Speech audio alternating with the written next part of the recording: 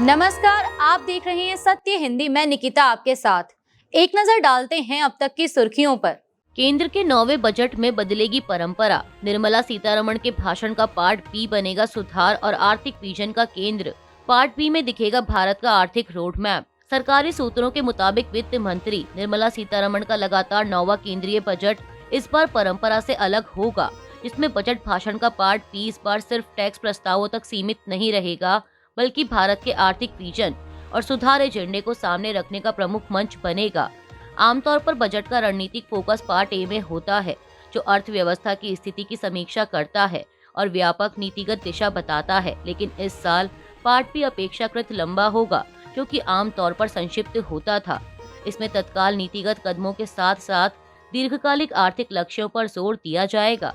सूत्रों के अनुसार बजट 2026-27 को सरकार आंतरिक रूप से रिफॉर्म एक्सप्रेस के तौर पर देख रही है, जिसमें नियमों को सरल बनाने, प्रतिस्पर्धा बढ़ाने और घरेलू विनिर्माण को मजबूत करने पर ध्यान होगा।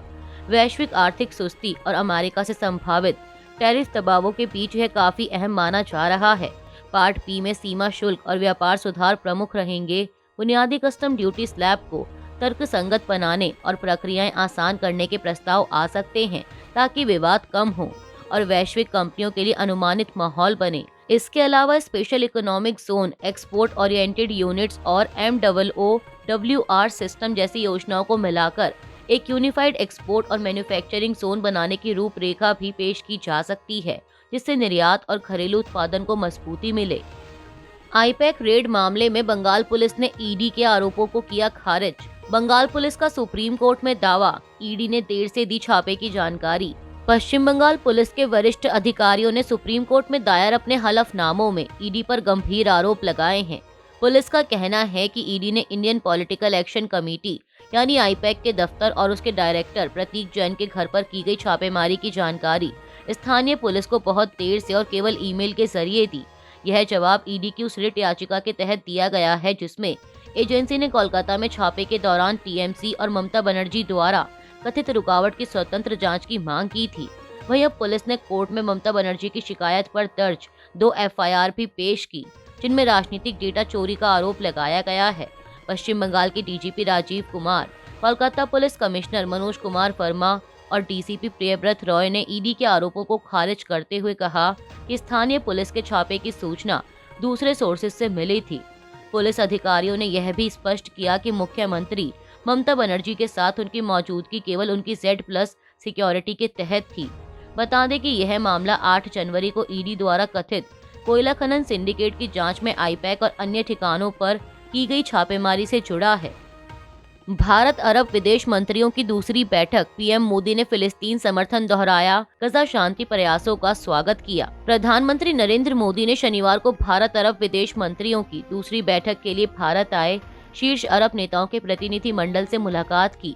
इस दौरान उन्होंने फिलिस्तीन के लोगों के लिए भारत के निरंतर समर्थन को दोहराया और गजा शांति योजना सहित चल रहे शांति प्रयासों का स्वागत किया। बैठक के बाद मोदी ने कहा कि अरब दुनिया भारत के विस्तारित पड़ोस का अहम हिस्सा है और दोनों के बीच गहरे सभ्यतागत, आर्थिक और लोगों से लोगों के संबंध हैं। उन्होंने तकनीक, ऊर्जा, व्यापार और नवाचार में सहयोग बढ़ाने पर जोर दिया। विदेश मंत्री एस जयशंकर ने भी गजा संघर्ष समाप्त करने के लिए संयुक्त राष्ट्र सुरक्षा परिषद के प्रस्ताव 2803 के आधार पर व्यापक शांति योजना को साझा प्राथमिकता बताया। उन्होंने आतंकवाद के खिलाफ जीरो टॉलरेंस की नीति की बात करते हुए सीमा पार आतंकवाद को अस्वीकार्य कहा। बता दें कि भारत अरब विदेश मंत्रियों की बैठक की सह अध्यक्षता भारत और यूएई कर रहे हैं, जिसमें सभी 22 अरब देशों के प्रतिनिधि शामिल हुए। एप्स्टीन फाइल्स में प्रिंस एंड्रयू की तस्वीरें आई सामने। ब्रिटिश पीएम ने की गवाही की मांग। अमेरिकी न्याय विभाग ने एप्स्टीन फाइल्स के नए बैच में ब्रिटेन के पूर्व प्रिंस और पूर्व Duke of York Andrew Mountbatten Windsor से जुड़ी कुछ तस्वीरें सार्वजनिक की हैं। एंड्रयू ब्रिटेन के राजा किंग चार्ल्स तृतीय के छोटे भाई हैं। जारी तस्वीर में वह जमीन पर लेटी एक महिला के पास हाथों और घुटनों के बल बैठे हुए दिखाई देते हैं। एक अन्य तस्वीर में वह एक अज्ञात व्यक्ति के पेट को छूते हुए नजर आते हैं, जबकि एक तस्वीर में वह सीधे कैमरे की ओर देखते हुए दिख रहे हैं। इन दस्तावेजों में शामिल ईमेल से यह भी सामने आया है कि दोषी यौन अपराधी जेफरी एप्स्टीन ने माउंटबेटन विंडसर को 26 वर्षीय एक रूसी महिला के साथ डिनर पर आमंत्रित किया था। ये सभी दस्तावेज एप्स्टीन फाइल्स के तहत जारी किए गए हैं, जिनकी सत्यता और संदर्भ पर अभी कानूनी जांच और बहस जारी है। मामले को लेकर ब्रिटेन के प्रधानमंत्री कियर स्टारमर ने कहा कि एंड्रयू माउंटबेटन विंडसर को दोषी यौन अपराधी जेफरी एप्स्टीन के साथ अपने संबंधों को लेकर अमेरिकी कांग्रेस के सामने गवाही देनी चाहिए। पत्रकारों से बात करते हुए स्टारमर ने कहा कि जिसके पास भी इस मामले से जुड़ी जानकारी है, उसे आगे आकर बताने के लिए तैयार रहना चाहिए, और अगर कोई गवाही देने को तैयार नहीं है तो वह एप्स्टीन के सर्वाइवर्स को प्राथमिकता नहीं दे रहा, जबकि सर्वाइवर्स का हित सबसे अहम होना चाहिए। एप्स्टीन फाइल्स पर विदेश मंत्रालय का कड़ा जवाब, पीएम मोदी से जुड़ा जिक्र किया खारिज। विदेश मंत्रालय ने शनिवार को एप्स्टीन फाइल से जुड़े एक ईमेल में प्रधानमंत्री मोदी और उनकी 2017 की इस्राइल यात्रा के जिक्र को सिरे से खारिज कर दिया है। विदेश मंत्रालय ने इसे एक दोषी अपराधी की बेकार की बातें बताते हुए पूरी तरह नजरअंदाज करने की बात कही। विदेश मंत्रालय के प्रवक्ता रणधीर जायसवाल ने स्पष्ट किया कि जुलाई 2017 में प्रधानमंत्री की इस्राइल यात्रा एक आधिकारिक यात्रा थी और इसके अलावा ईमेल में किए गए अन्य दावे निराधार हैं। बता दें कि शुक्रवार को जारी किए गए एप्स्टीन फाइल्स के नए दस्तावेजों को लेकर शनिवार को सियासी विवाद तेज हो गया। इन दस्तावेजों में प्रधानमंत्री नरेंद्र मोदी के नाम के कथित जिक्र को लेकर कांग्रेस ने सरकार पर हमला बोला। कांग्रेस नेता पवन खेड़ा ने दावा किया कि एक दस्तावेज में लिखा है कि पीएम मोदी ने कुख्यात यौन अपराधी जेफरी एप्स्टीन से सलाह ली थी। कांग्रेस ने इसे राष्ट्रीय शर्म बताते हुए प्रधानमंत्री से 3 सवाल पूछे हैं। खेड़ा ने एक्स पर अमेरिकी न्याय विभाग की वेबसाइट पर उपलब्ध दस्तावेज का लिंक भी शेयर किया। हालांकि रिपोर्ट्स में यह स्पष्ट नहीं है कि मोदी का नाम किसी आपराधिक संदर्भ में है या केवल एप्स्टीन की कथित नेटवर्किंग से जुड़ा है। मजदूरी बढ़ाने की मांग पर मिड डे मील रसोइयों पर एफआईआर, न्यू रायपुर में सड़क जाम करने का आरोप। छत्तीसगढ़ में मिड डे मील योजना के तहत काम करने वाले करीब 500 से 600 रसोइयों पर न्यू रायपुर में प्रदर्शन और सड़क जाम करने के आरोप में एफआईआर दर्ज की गई है। ये रसोइये पिछले 34 दिनों से प्रधानमंत्री पोषण शक्ति निर्माण यानी पीएम पोषण योजना के तहत अपनी मजदूरी बढ़ाने की मांग को लेकर टूटा ग्राउंड में धरना दे रहे थे। उनकी मौजूदा रोजाना मजदूरी 66 रुपए है, जिसे बढ़ाकर कम से कम 261 रुपए करने की मांग की जा रही है। गुरुवार की रात को रसोइयों ने मंत्रालय की ओर मार्च किया, लेकिन पुलिस ने बैरिकेड लगाकर उन्हें रोक दिया। इसके बाद वे सड़क पर बैठ गए, जिससे ट्रैफिक जैम हो गया। पुलिस ने भारतीय न्याय संहिता की धारा 126(2) और 191(2) के तहत मामला दर्ज किया। हालांकि कोई गिरफ्तारी नहीं हुई।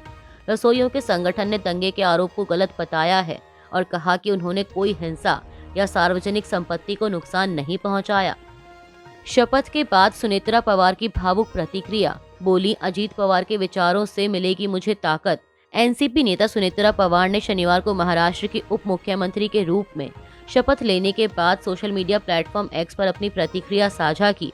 सुनेत्रा पवार ने कहा कि उनके पति और दिवंगत नेता अजीत पवार ने पूरी जिंदगी किसानों, मजदूरों, महिलाओं, युवाओं और वंचित वर्गों के लिए काम करने की प्रेरणा दी।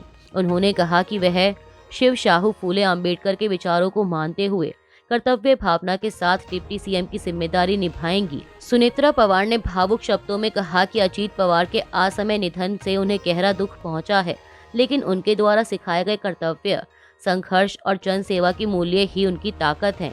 उन्होंने महाराष्ट्र को न्यायपूर्ण, समान और विकसित बनाने के लिए ईमानदारी से काम करने का भरोसा जताया और कहा कि जनता का समर्थन ही उन्हें आगे बढ़ने की शक्ति देता है।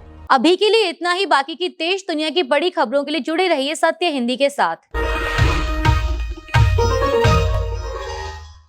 Copyright disclaimer under Section 107 of the Copyright Act 1976. Allowance is made for fair use for purposes such as criticism, comment, news reporting, scholarship, and research. Fair use is a use permitted by copyright statute that might otherwise be infringing.